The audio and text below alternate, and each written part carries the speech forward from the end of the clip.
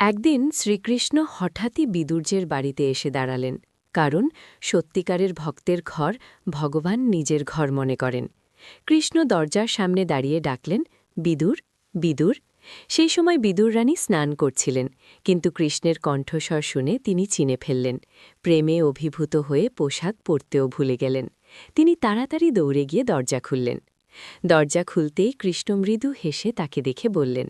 তিনি লজ্জার কাঁপতে থাকা বিদুরানীর গায়ে নিজের পীতাম্বর আলতো করে জড়িয়ে দিলেন।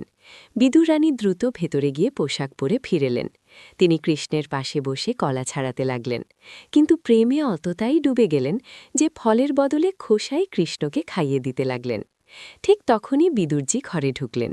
রেগে উঠে বললেন, এ তুমি কি করছো? ফল ফেলে দিচ্ছ আর খোসা ভগবানকে দিচ্ছ? বিদুরানী নিজের ভুল বুঝে খুব কষ্ট পেলেন।